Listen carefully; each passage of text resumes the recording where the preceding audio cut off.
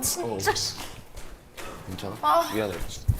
왜 그래, 왜 그래? 야. 나 모르고 했어, 왜? 왜 그래, 왜 그래? 야. 나 모르고 했어, 왜? 안 꺼져? 미안해. 왜 그래, 왜 그래? 나 모르고 했어, 왜? 이혼 숙녀 캠프라는 프로그램 JTBC에서 하는 방송에 소위 이제 뭐 투견 부부라고 불리우고 있더라고요. 이제 그분들 케이스를 제가 봤는데 몇 가지 조금 짚고 넘어가야 되겠다. 제일 좀 가슴이 아팠던 것이 아이가 소파에서 핸드폰을 보고 있는데 옆에서 두 부부가 정말 열심히 투견 부부답게 싸우는 장면이 나오더라고요. 너무 가슴이 아팠어요. 그 장면을 보면서. 그리고 그게 노출이 되었다면 그것이 분명히 아동 학대라는 부분을 좀 짚고 넘어갔어야 되는 게 아닌가 이런 아쉬움이 조금 들었습니다. 정서적 학대라고 합니다. 그래서 이거는 부부싸움을 심하게 하고 폭언을 주고받는 것은 가정폭력이죠. 그리고 이런 가정폭력 행위를 아이 앞에서 하는 행위는 아동복지법 17조 5호의 금지 행위에 해당됩니다. 그러니까 아동복지법 위반으로 처벌받는 행위인 거죠. 그리고 실질적으로 가정폭력으로도 처벌받을 수 있는 사안이고요. 그래서 여기에 대해서 절대 해서는 안 된다는 거. 최근에 저희가 이혼 사건을 진행하면서 부부싸움을 하는 경우에 특히 폭언을 많이 사용하는 배우자에 대해서 아동학대로 신고를 하고 있습니다. 그리고 처벌이 되고 있고요. 해외에서는 당연히 이 부분은 옆집에서 신고하면은 바로 처벌되는 사안으로 주위에서도 신고를 많이 해주세요. 그래서 이 부분은 좀 우리가 알고 넘어가야 되고 절대 해서는 안 되는 행위라는 거 명심하셔야 될 것 같습니다.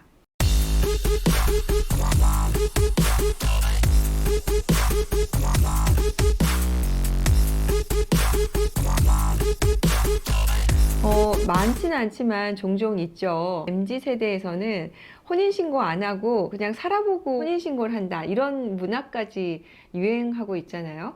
그러다 보니까 이게 이제 결혼식을 올리고 짧은 혼인기간을 거친 이후에 파탄이 되었다거나 아니면 결혼식을 준비하다가 파탄이 되었다거나 이렇게 본의 아니게 뭐 이런 문제가 발생한 경우도 있고요.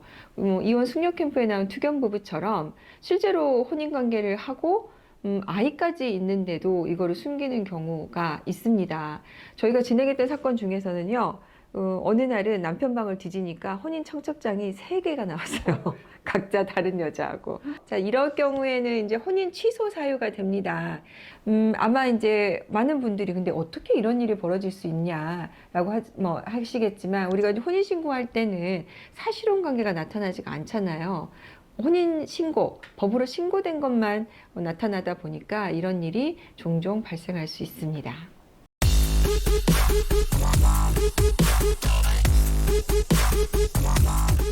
사실 전 그거 보고 정말 깜짝 놀랐어요. 근데 이제 아마 보니까 부인이 청소 강박, 청결 강박이 좀 있으신 것 같더라고요. 막 돌돌이로 계속해서 막 밀고 다니시고 아마 배변 활동 못하게 하는 것도 이제 그게 원인이었던 것 같은데 배우자가 너무 그런 부분이 커서 상대 배우자로 하여금 그 제대로 대우를 못 받게 하거나 존엄을 훼손하거나 이런 부분에 대해서는 6호 혼인을 이어갈 수 없는 중대한 사유다. 라고 해서 이혼 사유로 볼 수 있습니다.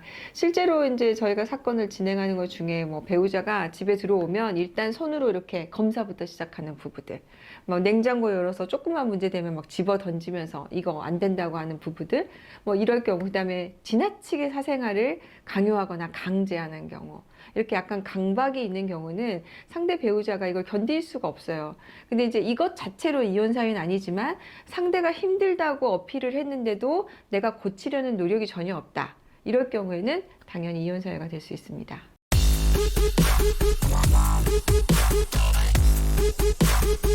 내가 돈을 못 벌면 양육비를 안 줘도 된다라고 오해하시는 분들이 있어요. 근데 이제 이런 분들은 30만 원도 엄청 큰 돈이다라고 생각하는데 실제로 양육이라는 것은 내가 수입이 있든 없든 간에 내 아이를 키우는 데 대한 들어가는 아이를 위한 비용이잖아요. 그러다 보니까 이제 내가 수입이 없더라도 비양육자는 양육비를 지급을 해야 되는데, 다만 이제 그 금액을 어떻게 줄 것이냐, 소득 구간과 아이의 나이에 따라서 이제 금액이 정해지는데, 최소가 30만 원부터 시작을 합니다. 그런데 이제 이것도 아이가 커가면서 그 금액도 늘어날 수 있는 거죠. 그리고 이후에 소득이 생기면 다시 또 그 금액이 늘어날 수 있어서, 이 경우에 이제 우선은 최소 금액으로 책정을 하지만, 이런 사정 변경이 생기면 양육자는 비양육자에게 양육비 증액 청구를 할 수가 있습니다.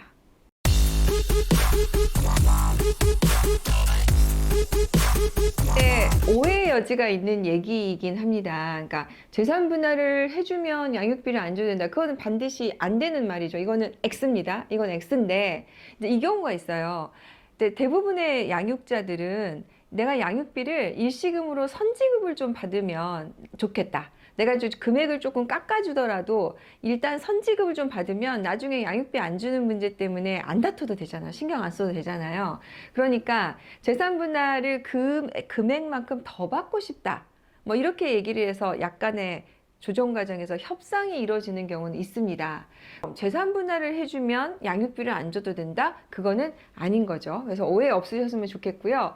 그래서 저희가 조정할 때 양육비 선지급 정도의 금액을 일시금으로 재산 분할 금액에 더해서 주는 경우에는 나중에 양육비를 못 받았다고 할 수도 있으니까 조정 사항에 기재를 좀 하도록 하고 있고, 제가 협의 이혼 하시는 분들에게도 조언을 드립니다. 그래서 이 재산 분할 금액은 양육비를 선지급하는 내용이 포함되어 있다. 그래서 이렇게 재산 분할 금액이 책정이 되어 있다라고 명시를 해야 나중에 재산 분할도 받아가고, 그 다음에 또 양육비 안 받았다고 양육비 청구가 들어와 버리면 안 되잖아요. 이제 그런 경우에 대비해서 조정사항에 그거를 넣어두는 것이 좋습니다.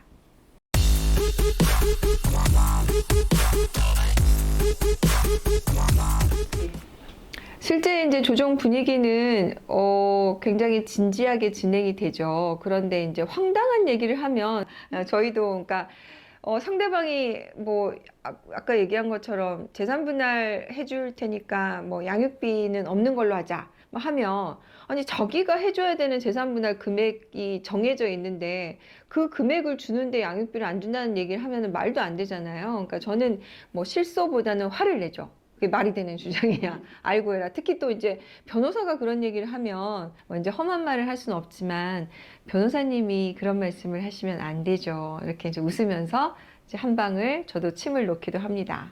저희가 이혼 사건을 진행하다 보면요, 이혼으로 끝이 나는 게 아니에요. 아이가 있으면 아이가 클 때까지 양육비나 면접교섭 이슈로 해서 계속해서 또 두 사람의 관계는 유지가 될 수밖에 없습니다. 두 사람이서 그것만, 앞만 바라보고 아이만 바라보고 가셨으면 좋겠습니다. 제발 싸움을 좀 멈추셨으면 좋겠습니다. 특히 아이 앞에서는요.